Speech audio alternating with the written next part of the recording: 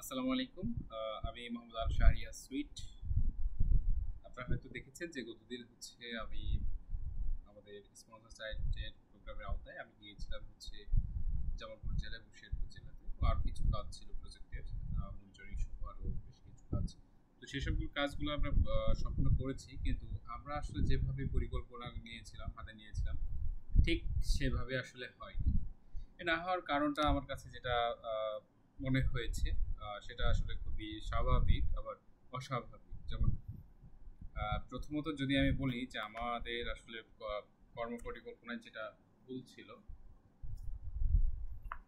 সেটা হচ্ছে যে যদি আমি 1 নম্বর পয়েন্ট হিসেবে দেখি, সেটা হচ্ছে যে আমরা বা আমি আসলে কি ধরনের কাজটা বাস্তবায়ন করব, কিভাবে কাজটা বাস্তবায়ন করব, সেটা আসলে সকল টিম মেম্বারদের সাথে, অর্থাৎ আমার সাথে যারা যারা গিয়েছিল তাদের সকলকে আমি সেভাবে বোঝাইনি।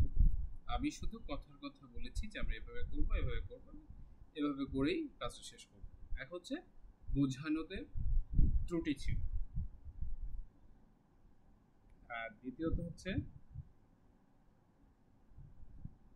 যেটা আহ, সেটা আমার কাছে মানে আমার কথা যে আসলে একদমই সত্য হবে বা এটাই যে নির্দিষ্ট কারণ তা কিন্তু নয়। কারণ আমরা খুবই ছোট মানুষ, আমরা আসলে সেইভাবে অভিজ্ঞতা আসলে অর্জন হয়নি, বা আমরা সেভাবে জানিও না কি কি ধরনের বিষয়গুলো ফেস করতে হয়, জানতে হয়। তো সেখান থেকে আসলে আমার কাছে যেটা মনে হয়েছে এটা।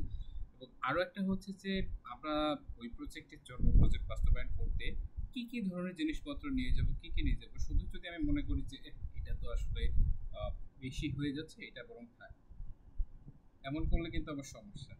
কারণ আহ, কখন কোনটা কাজে লাগবে বা সেই আহ, পরিপ্রেক্ষিতেই তো সেই জিনিসটাকে ব্যবহার করা হবে।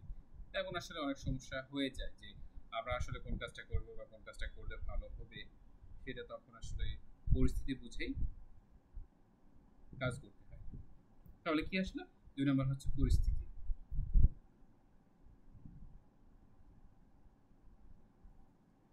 আর 3 যেটা বলবো সেটা হচ্ছে সবচেয়ে গুরুত্বপূর্ণ, আহ, মনস্থির করা, মেন্টালিটি যেটা বলি, মনস্থির করা যে আমরা এই কাজটা করবো এবং এই কাজটা এমনভাবে করবো যাতে করে আমাদের সর্বোচ্চটা দিতে পারি।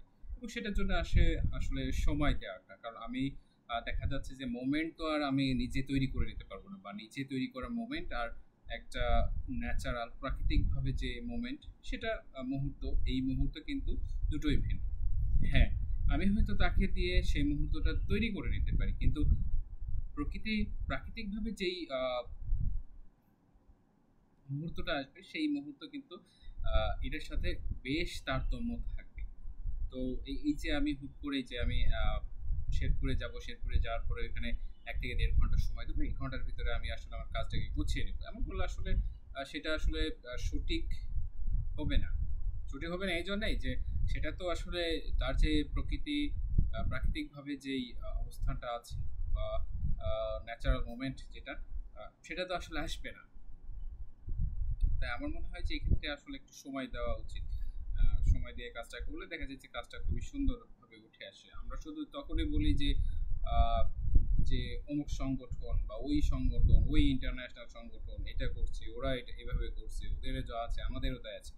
আমার সবই আছে, এবং তার চেয়ে যদি কমাও থাকে তাও কোনো সমস্যা নেই। কিন্তু কথা হচ্ছে যে যদি আমি সঠিক সময়টা না দিই, যে আমি যদি আগেই মনে মনে ভেবে নিয়ে থাকি যে আমি শেরপুরে যাচ্ছি, শেরপুরে আমার কাজ তো হচ্ছে জামালপুরে মেইন কাজ, আমি শেরপুরে যাচ্ছি, যত তাড়াতাড়ি কাজ শেষ করে সম্ভব আমি চলে আসবো। কিন্তু এই যত তাড়াতাড়ি বলতে যে আর 1 ঘন্টা, এটা যদি হয় তাহলে অবশ্যই বলবো যে আসলে ভুল।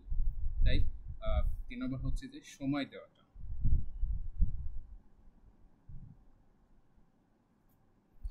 আচ্ছা, যারও কিন্তু গুরুত্বপূর্ণ বাজেট।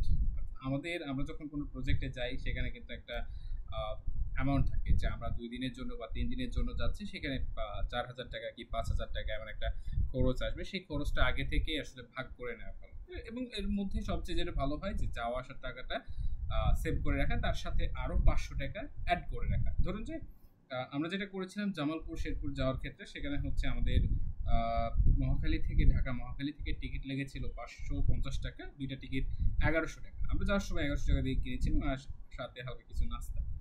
কিন্তু আমরা ওইখানে আমাদের আরও কিছু টাকা দেওয়া হয়েছিল অফিস থেকে। সেই টাকাটা আমরা এভাবে ভাগ করেছিলাম যে আমরা আসার সময় হচ্ছে যেহেতু 550 550 1100 দুজন গিয়েছিলাম, দুজন যাওয়ার সুবাদে হচ্ছে 1100 টাকা রাখতে হচ্ছে, তার সাথে আমরা আর 500 টাকা রেখে অর্থাৎ আমরা 1500 টাকা রেখেছিলাম যে আমাদের এটা 1500 টাকা থাকুক। এর মাঝে এই টাকা আমরা কোনো কিছুই করব না, এই যে মাথার টাকাটা টিকিট কেনার মাথার টাকাটা থাকছে 1500 টাকার মধ্যে থেকে, সেই টাকা দিয়ে আমরা হালকা পাতলা নাস্তা করতে পারবো। কিন্তু যেহেতু ভ্রমণে ভারী নাস্তা না করাই ভালো, সেই জায়গা থেকে আমরা হালকা নাস্তা করে নিতে পারি। এর বাইরে আসলে যে টাকাটা ছিল সেই টাকাটা আমরা কিন্তু সুন্দরভাবে প্রোগ্রাম উঠাতে ব্যবহার করেছি, এবং আমাদের যে স্পন্সর সাইট ছিল তাদের পছন্দ অনুযায়ী খাবারও কিনে দিয়েছে। আসলে স্পন্সর চাইল্ডের এমন হয় যে তারা আসলে চাইলেও কিন্তু অনেক সময় খাবার পায় না বা পছন্দ মতো খাবার খেতে পারে না। তো সেই জায়গা থেকে যারা আমরা অফিস থেকে যাই অনেক মাস পরে, তখন দেখা যায় যে বাচ্চারা একটা আগ্রহ নিয়ে থাকে যে আমাদের যেসব ভাইয়ারা বা আপুরা দায়িত্ব নিয়েছে, যাদের মাধ্যম দিয়ে আমাদের টাকাগুলো ডিস্ট্রিবিউশন করে, খোঁজ খবর রাখে, তো তারা আসলে হয়তো বা আমরা তাদের কাছে একটা ভালো খাবার পাবো, বা আমাদের জন্য একটু ভালো আদর করবে, আমাদের জন্য একটু কেয়ার করবে, এরকমগুলো বিষয় আসলে অটোমেটিকলি ভেবে নেয় তারা। তো সেই জায়গা থেকে আমরাও চেষ্টা করতে থাকি যে আমরা যখন যে জেলাতে যাই সেই স্পন্সর বাচ্চাদেরকে তাদের ইচ্ছা অনুযায়ী কোনো খাবার কিনে দিই, বা তাদের যেটা ইচ্ছা, ঘোরার জায়গায় ইচ্ছা আছে কিনা, বা অনেক ধরনের অনেকের আবার পোশাকের ইচ্ছা থাকে, যার যেটা প্রয়োজন সেগুলো আসলে আমরা দেওয়ার চেষ্টা করতে থাকি। আমরা যে সবসময় পরিপূর্ণভাবে দিতে পারি এমন কিন্তু না, আমরা সেই জায়গা থেকে ওই যে বললাম চেষ্টা করতে থাকি। এটাই একটা যেন কি একটা কথা আছে, আমার মনে হচ্ছে না, চেষ্টায় মেলে ধন, না চেষ্টায় কি একটা যেন এরকম একটা কথা আছে এইগুলো। এবং আরো একটা হচ্ছে যে 4 নম্বর, ওই যে 4 নম্বর যেটা, সেটা হচ্ছে বাজেটের কথা বললাম। পাঁচ পাঁচ হচ্ছে যে যে টিম টিম থাকবে সেই টিমের সকলের সাথে কমিউনিকেট করা, একটা সুসম্পর্ক, কমিউনিকেশনটা যাতে ভালো থাকে, তাদের সাথে যোগাযোগটা ভালো থাকে।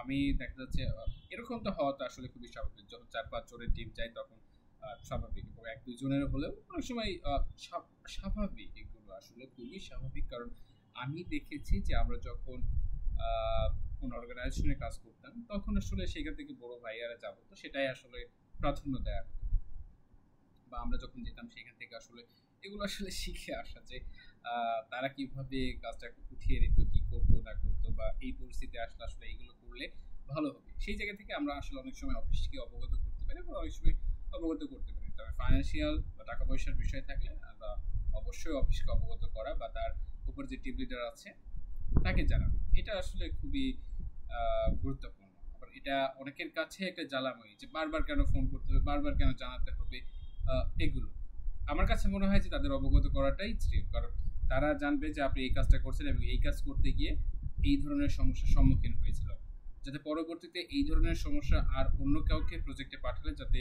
এই সমস্যার সম্মুখীন না হতে হয় এবং খুব সহজেই সমাধান করতে পারি, আমরা সেভাবে করতে পারি।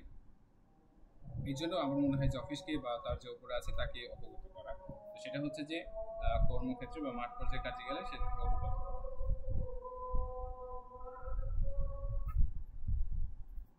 আপাতত এগুলোই হচ্ছে আমাদের সমস্যা ছিল আপাতত।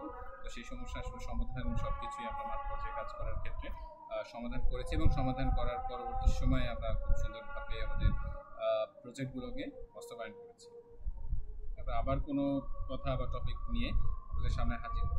সে পর্যন্ত সকলে ভালো থাকুন, সুস্থ থাকুন। আসসালামু আলাইকুম।